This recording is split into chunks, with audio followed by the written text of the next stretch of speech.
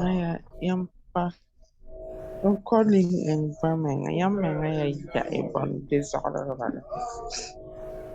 Ok, on dit l'association myome et grossesse peuvent entraîner une nécrobiose aseptique, une diminution du fibrome, un avortement, un accouchement prématuré. C'est le C et le D, selon moi.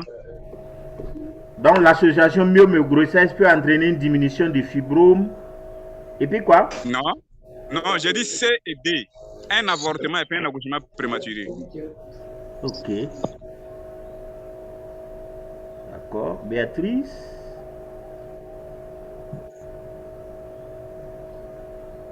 Qui d'autre? Moi, j'allais prendre les quatre. Je pense que c'est le A, Oui. le C et le D. A, C et D. Et D, oui. A, B. Et puis la dame de Nanoru prend tous les quatre. Oui, moi je prends les quatre. Ah, les quatre, en tout cas, c'est pas possible. Hein? Les quatre, là, c'est pas possible. Ah bon, hein? Oh, oui. Bon, pourtant c'est tous les quatre. Et Ouais. Non. Diminution du fibrome. Oui. Ouais. les kiss. Ah bon? Kiss, oui. Ah, ça, il faut relire ton cours, hein? Ah bon? Ouais. Les influences réciproques du fibrome sur la grossesse sur le fibrome. Si tu as le cours de Dr Ouattara, il faut repartir lire. Il peut arriver effectivement au cours de la grossesse que le fibrome là, on dit que le fibrome c'est lamine. Il est laminé, il devient petit, l'épaisseur diminue. L'épaisseur diminue. Voilà, maintenant certaines fois aussi c'est d'autres femmes. Au contraire, c'est comme si on a mis de l'engrais, le fibrome augmente de volume. Voilà, donc tous les deux là c'est possible. La nécrobiose aseptique également, c'est une complication également fréquente de l'association fibrome et grossesse. Voilà, l'avortement, ça je n'en dirai pas plus, l'accouchement prématuré aussi. Donc tout ce qu'on a cité là, ce sont effectivement des choses qui peuvent arriver dans l'association fibrome et grossesse. Voilà, donc ici, pour 30 là, pour une fois, une nanorelaise a raison. C'est A, c'est B, c'est C, et puis c'est D. D'accord. Non, j'ai toujours raison. Hein? Tu n'as pas toujours raison. Hein? Donc, 31. La chimioprophylaxie. Pour la chimioprophylaxie du paludisme chez la femme enceinte,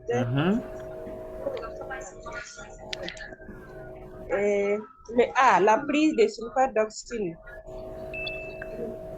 est continue jusqu'à l'accouchement. Le B, la prise de sulfadoxine est limitée à 3 doses. Le C, la prise de sulfadoxine est limitée à 2 doses. Le D, la prise de sulfadoxine s'arrête à 36 semaines. Ici, la réponse est le A. La prise de sulfadoxine est continue jusqu'à l'accouchement.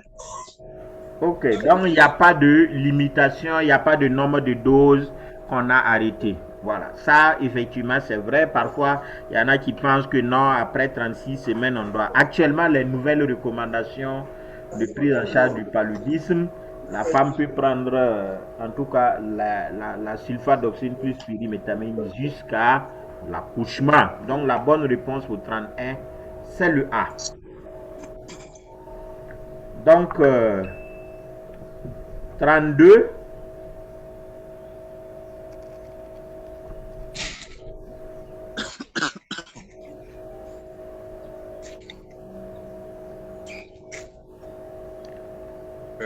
Quoi?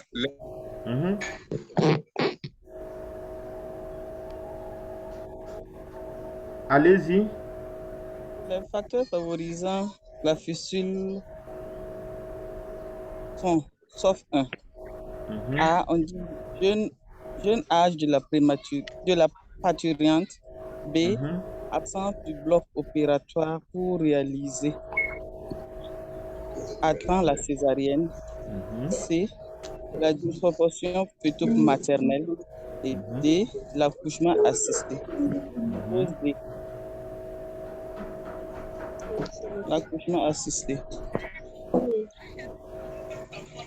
Accouchement assisté. C'est ça?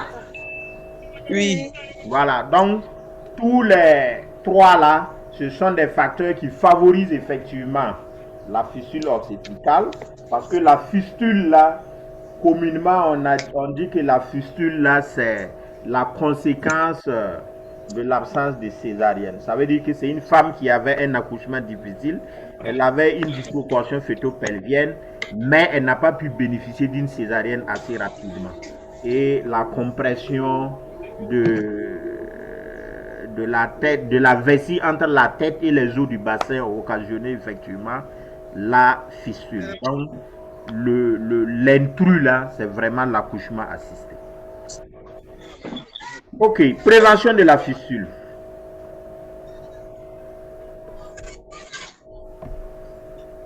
La prévention de la fistule obstétricale consiste à sensibiliser sur l'abandon des mariages précoces. B.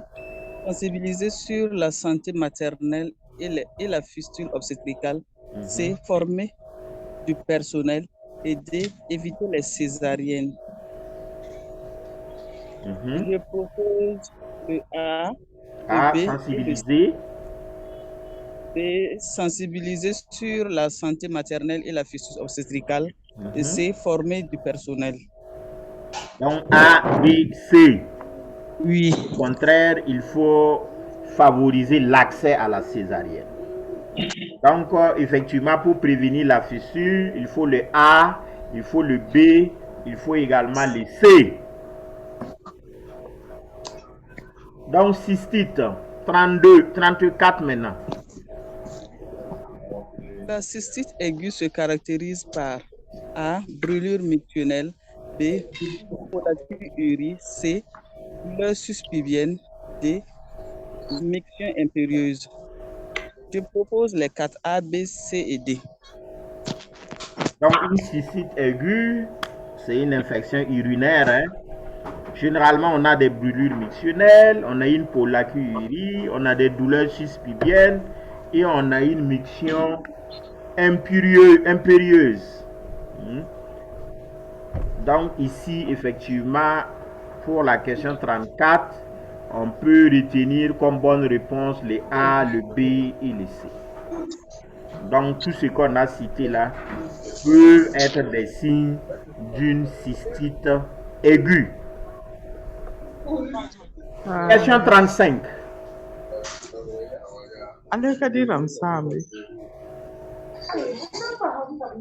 Les médicaments recommandés pour le traitement du paludisme au Burkina Faso sont A. La tezunate injectable. B. La théméter injectable. C. La quinine injectable. D. Aucun de ces médicaments. Je propose le A, le B et le C. A, B, C. Oui. Donc, c'est les 3 médicaments qui sont recommandés. Et aussi, ici, là, peut-être que ce que j'allais dire aussi, je pense que, tel que classé aussi, c'est pour le paludisme grave, c'est les médicaments de choix par ordre. Parce qu'il a été dit, le médicament de choix, c'est l'artesunate. S'il n'est pas disponible, on prend la théméter. Si la théméter n'est pas disponible, on prend la quinine. Je pense que c'est ce que les dernières recommandations de 2021 là disent comme traitement effectivement de la quinine. Donc c'est A, c'est B, c'est C pour 35.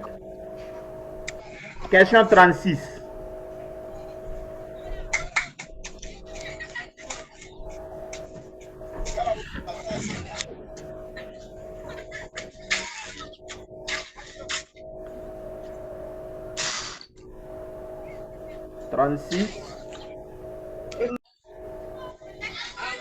Bon, ok.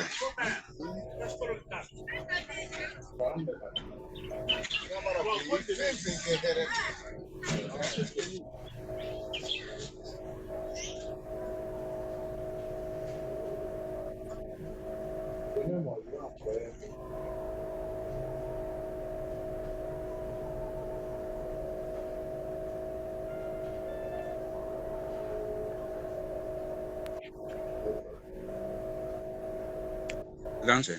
36. On est où là? On est à 36. L'hémoglobiноpathie est responsable de 3 grandes complications. Anémie hémolytique chronique avec des poussées, crise vaso-occlusive, infection. A, B, C. Donc A, B, C, puisque l'intitulé même donne les réponses effectivement à la question. Donc c'est A, c'est B et puis c'est C. 37. On dit les circonstances suivantes au cours de la grossesse peuvent faire craindre un risque d'immunisation résiste. La menace d'accouchement prématuré sévère. A. B. L'avortement spontané ou provoqué. C. Tout traumatisme abdominal sur la grossesse. D.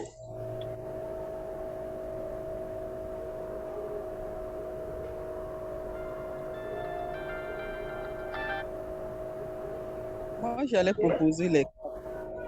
Oui. Et dis-moi, je propose A, B, C et D. A, B, C. Et D. Donc tout. Oui.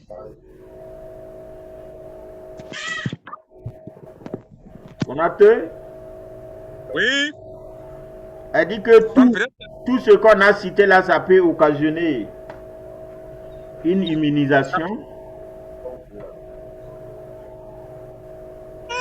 Bon, peut-être un peu d'explication. L'accouchement, c'est d'accord?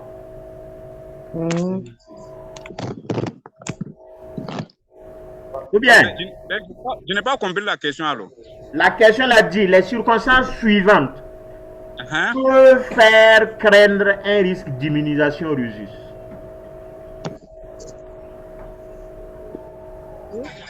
On dit par exemple une menace d'accouchement. Une menace d'accouchement. Oui. Ça peut entraîner une iso-immunisation, non? Oui, oui, oui. L'avortement provoqué ou spontané également. Oui. Un traumatisme également.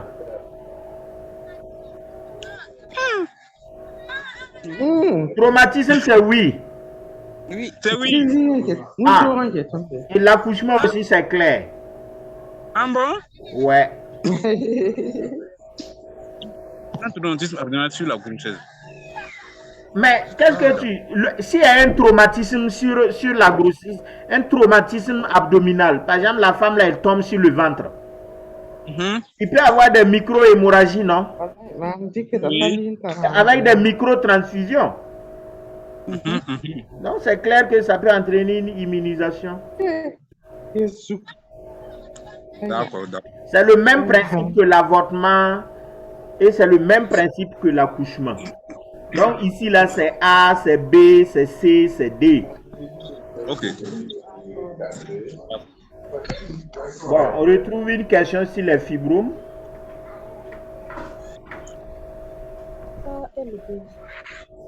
Apparemment, c'est ma question là. On dit quoi? Les différents fibromes sont. Je pense que cette question a été déjà posée là. Bon, mais pas exactement. C'est pas la même chose. Pas exactement la même chose. Donc, les fibromes sous-serrés, ça c'est bon. Les fibromes intracavitaires. Non, les fibromes sous-muqueux. J'ai pris A et B et C. Hein? Moi, j'ai pris A et C. A et C. Oui. Donc, fibrome sous-serré et sous-muqueux. Sous-muqueux. Puis, c'est intramuraux qui est là. Mais bon, comme je vois les fibromes muraux, Bon, intral est en haut. Ah, donc tu vois que c'est pas la même question qui a été posée. Oui, effectivement. Ah, c'est des petites questions comme ça qui vont faire la différence. Béatrice. Je propose le A, le Oui. C et le D. Les C et les D. A, C et D. Ah bon, les miros là, c'est lesquels? Dans le mur. En tout cas.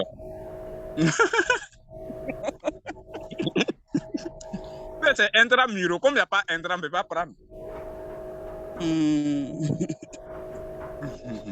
Ah, c'est qu'il n'y a pas fibromyro en tout cas.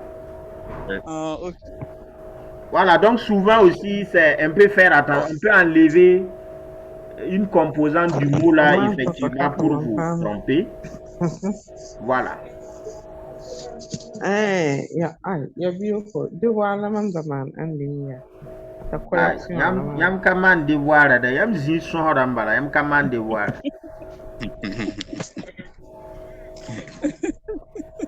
Oui. D'accord. Donc effectivement ici là, si on va regarder, c'est les sous-mureux, les sous-sereux là et les fibromes sous-muqueux. C'est vrai, il y a des fibromes intracavitaires, mais généralement dans la cavité, mais ils sont généralement sous-sereux.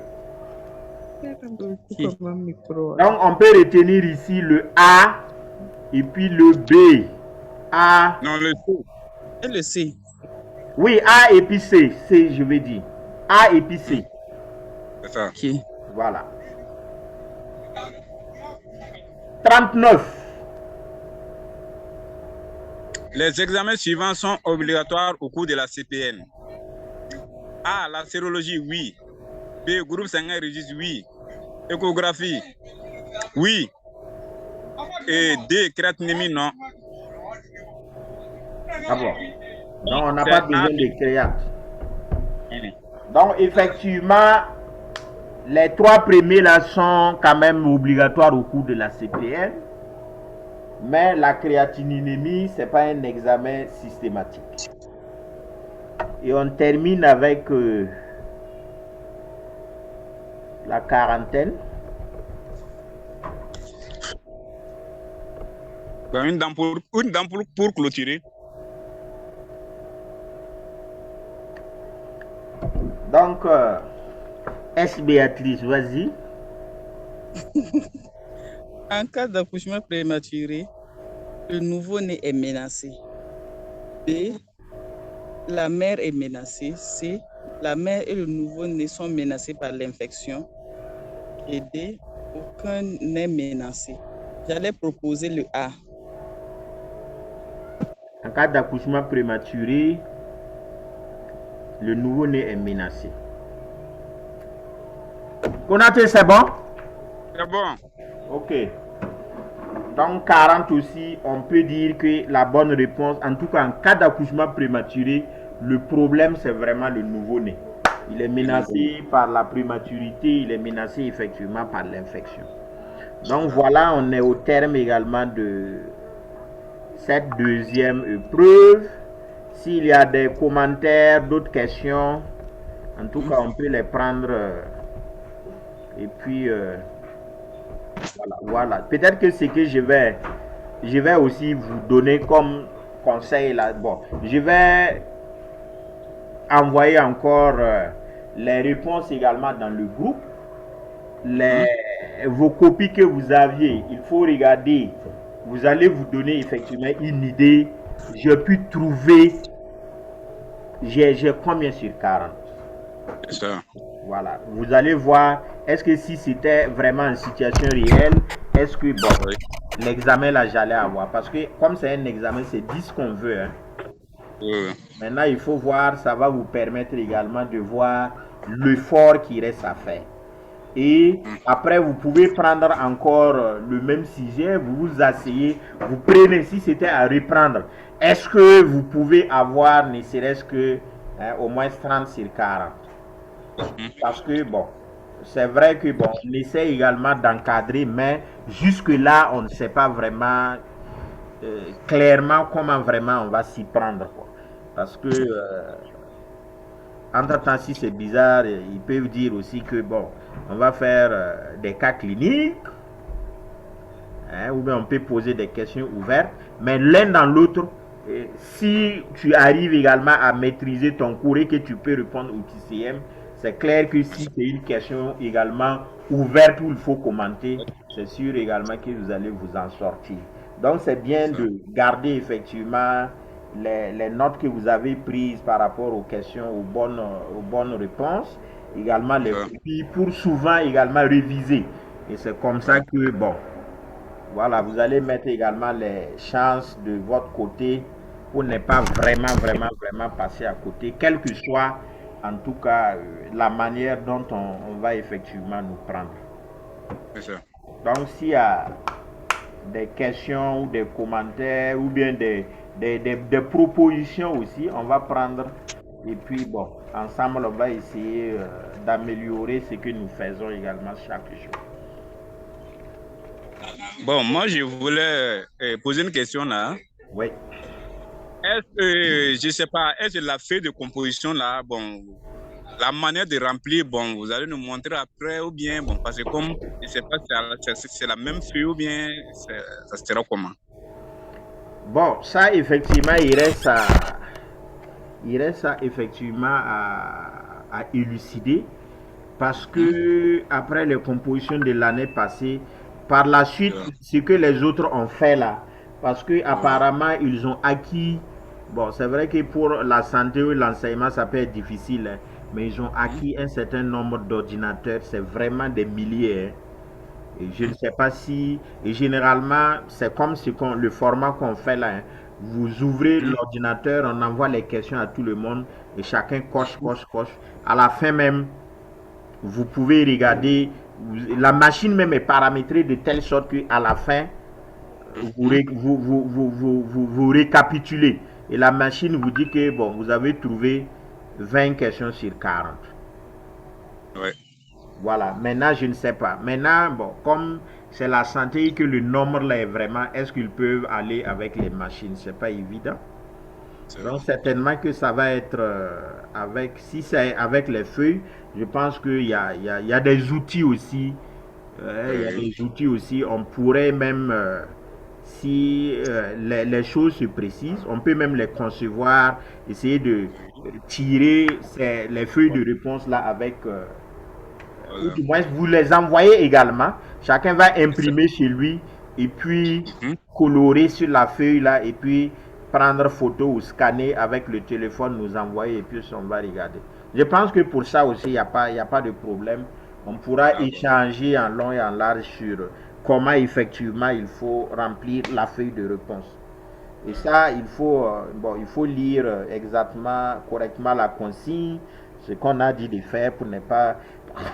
Parce qu'avec les polémiques qui sont passées l'année passée, bon, on a dit les gens se sont trompés de quoi, bon, alors que les gens aussi disent que c'est pas vrai. Bon, on ne peut pas savoir. Mais je pense que sur ça, bon, en temps opportun, on va gérer ça. D'accord. La fonction publique même a créé des vidéos qui expliquent comment il faut colorer les cases, hein, voilà, sur la feuille de réponse. Je pense qu'on doit avoir toujours ça. On pourrait également le partager et puis encore expliquer comment il faut s'y prendre pour ne pas se faire éliminer rapidement. Parce que si c'est l'homme, il peut comprendre. Mais si c'est effectivement la machine qui va corriger, bon, une fois que c'est pas conforme, bon, il va déclasser votre copie. C'est ça.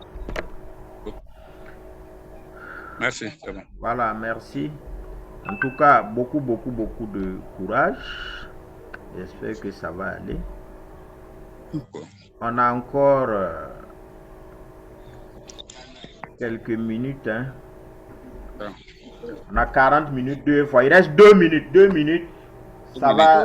S'il n'y a plus rien, bon, donc on va préparer encore les sujets pour la semaine à venir avec les corrections.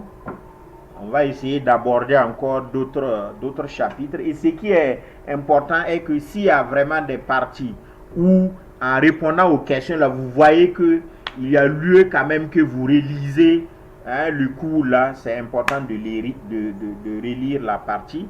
Et ce que j'ai dit là, avec les stagiaires qui sont dans vos structures là, il ne faut pas hésiter, demander les cours, lisez, ne serait-ce que lire là, hein, ça va rester. Et puis bon, généralement les QCM, ça ne va pas dépasser ce que nous on a vu ici là. Souvent les choses se ressemblent, mais si vous faites très attention seulement, vous allez effectivement vous en sortir. Merci. Voilà. Merci. Voilà, donc bon. Si rien nous ne retient. Moi, je voulais demander oui, quelque chose. Oui, vas-y. Oui, c'est par rapport aux copies qu'on envoie là. Je voulais souhaiter, si vous pouvez nous noter, tu allais avoir une idée sur ton niveau, quoi. Sinon, si c'est toi-même qui vas regarder la correction et puis comparer avec ce que tu as fait, ça fait un peu bizarre. Si vous pouvez nous noter comme ça, on pourra mieux. Si c'est quelqu'un qui te note, quoi, c'est mieux que si c'est toi-même. D'accord, il n'y a pas